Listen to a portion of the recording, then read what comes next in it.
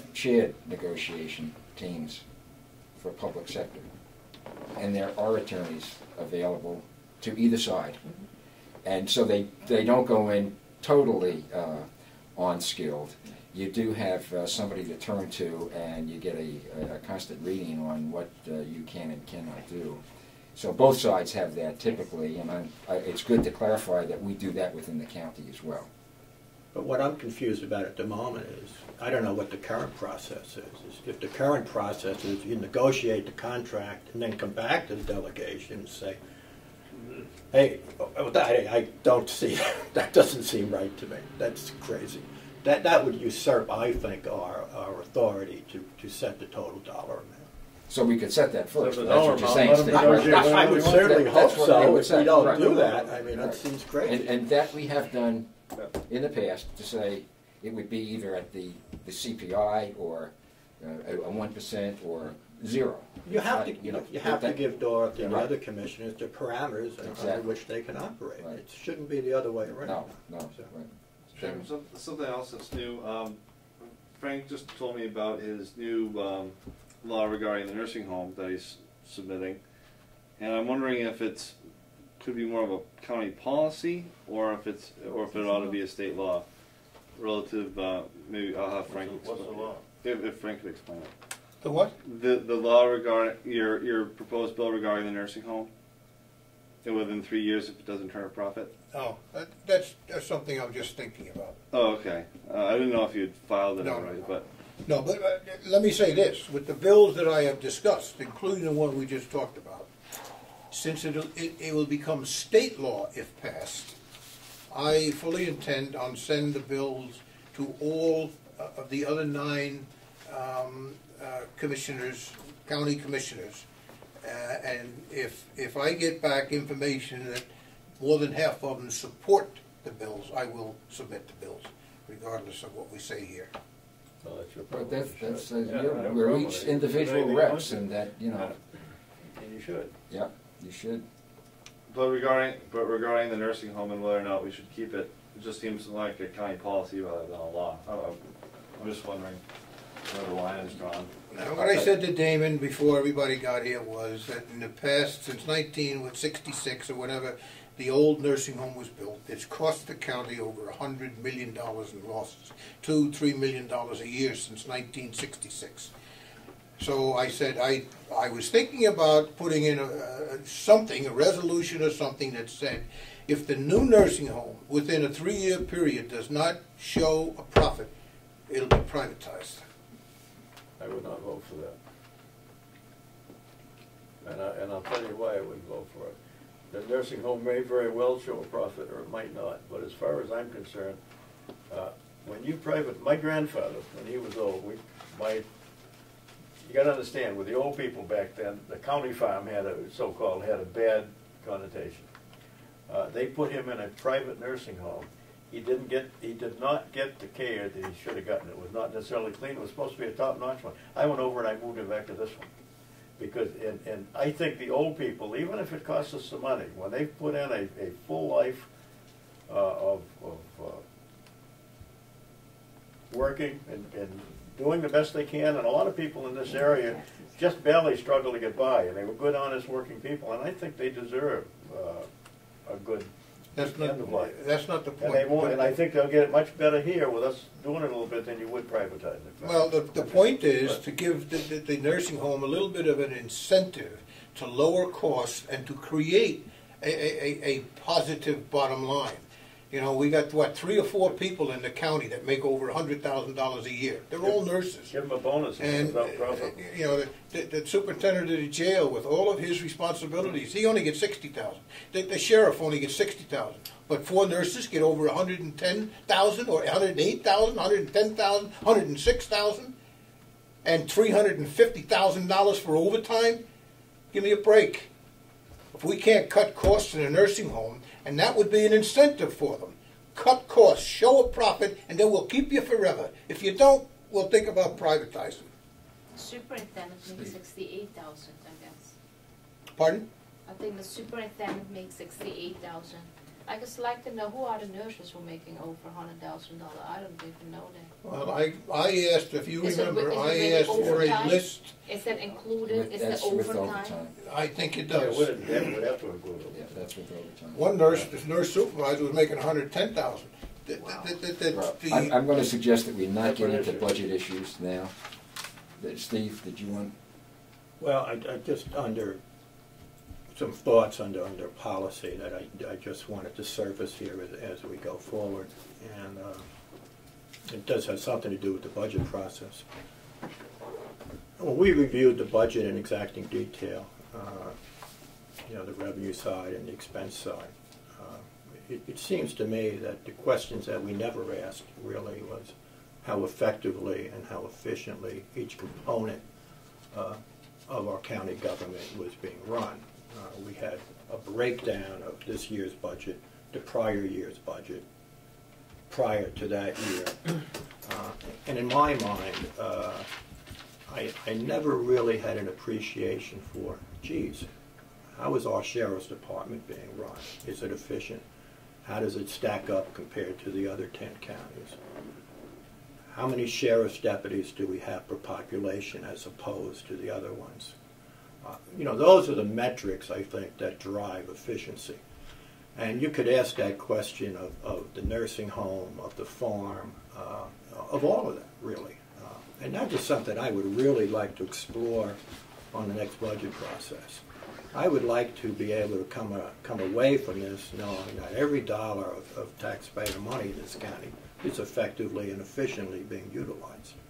And to do that, we need to develop and drive some metrics that would give us comfort that that's really happening.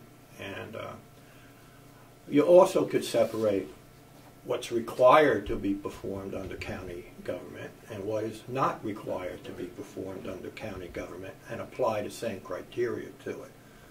And that issue ought to be, is it efficient, is it effective, and is it something that we want to continue to do, or are we continuing to do it because we've always done it? But those are the questions that I would like to raise on our next cycle that I didn't hear addressed on this cycle.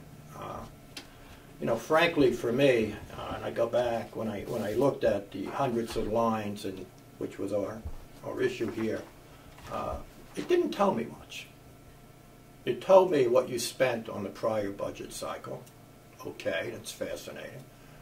And maybe the year before that and the year before that. But boy, it sure didn't tell me anything about how efficient county government was. So I think that's an item that I would really like to discuss and to develop some parameters of how we go about obtaining that information so that we can really have a good understanding of where to go. Good idea. We should apply that to the state too. Exactly. That Yes, sir. efficiency, Steve, you're talking about can be garnered from going over the activity book. It's about that thick that shows you each one of the expenses, and that's where you find out that people are eating lunch and supper for $45 on the county, and they're 20 minutes from home, and that's where all of the you got to piece it together, but you can figure out pretty quickly what's efficient and what isn't. Yeah, but that's only on the county level. But That's what you were talking about. No. Let me put it to you this way also. Let's pick on the sheriff, for lack of a better word. What is the cost per deputy per county population as opposed to Coas or any other county? Are one of those counties really 5 times as efficient in terms of that criteria? I don't know that. Now, if we don't know that, maybe I think that's something we ought to know.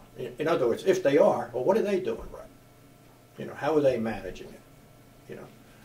That should be the driver of all of these items that we're discussing here. At least we should be conversing with them. We should come away with a comfort level that says, you know what, we're pretty darn good here in Carroll County. That's my only point on all of this.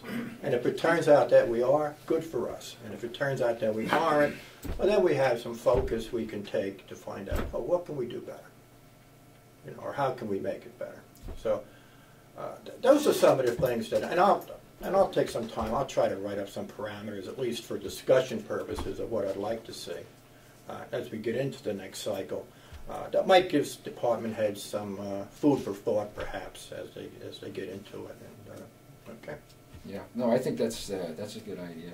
And in some areas, that's fairly simple, perhaps. If you take the sheriff's department again, how many warrants do we serve? How many miles patrolled? What's the population? You know, you can compare on that basis, perhaps, one county to another.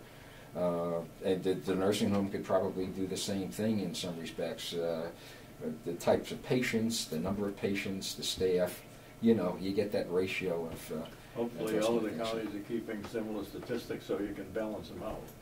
Yeah, you know, and there's always some judgment that has to go into that too, because it won't be black and white. But we came to the total bottom line on the budget this past year, you know, and of course I raised my hand and I said after all of that angst and just finally, yes, I voted for the budget. Did I have any great comfort that it was an effective and efficient budget in terms of what I just described? No, I didn't. No, you don't. Nobody So, Yeah. Can you add in on that, that I think maybe it would be a good idea, just for basic knowledge, to go to the other 9 counties and get from them what their pay scales are in their nursing homes, at their county well, of jail. course, that's, you know, we used to, in business, we called that benchmarking, and, you know, and sure that's available. I'm sure there's a state sheriff's association, and I'm sure there's a state nursing home association, and there's a lot of data There's available. probably some of that available. We have in the town hall what comes out every year comparing all of the different, I don't think it gets into the county, but all of the different town jobs and so forth, what their salaries are and what the population is and all this stuff. Well, we've discussed in great Used in our detail. I mean, negotiations. I've heard discussion as to, you know, should it be an agenda item going forward? Should we look to outsource the nursing home or privatize the nursing home? Again, how do you even begin to evaluate that without the type of data I just talked about? Yeah, What counties have their nursing home privatized? I have no idea. Have we have? None. Are there any? Are there any? No. But I'm just saying that if, I've heard it tossed around, but if you're going to do that, then the question becomes, well, how does our nursing home stack up in terms of those benchmarking items that I have no idea. I don't know. I think we'd all like to know, though. You know. So, are you suggesting you will put together some... Yeah, I'll kind of put some parameters for Sure, discussion. sure. So, That's good. You want it to come back to this committee, or it should go to the delegation prior to budget? I'll give it to the full delegation Yeah, before, okay. you know, they can beat it to death or Right. vote it up or vote it down or do whatever. But No, I think that's good, but it probably should go there. I mean, that's my suggestion, go to the full delegation. At some point, whether we want to look at it first and jump it up. Okay, let's we'll bring it back to us first. And you know, the budget process, we listened to every department head came in front of us, and every department head went down line by line by line. And we all sat there going, you know, flat, Well, terrific. One thing not only that, we also had subcommittees which looked at each of these departments line by line by line, which we tend to ignore every time we get in there. To me, that's a wasted effort.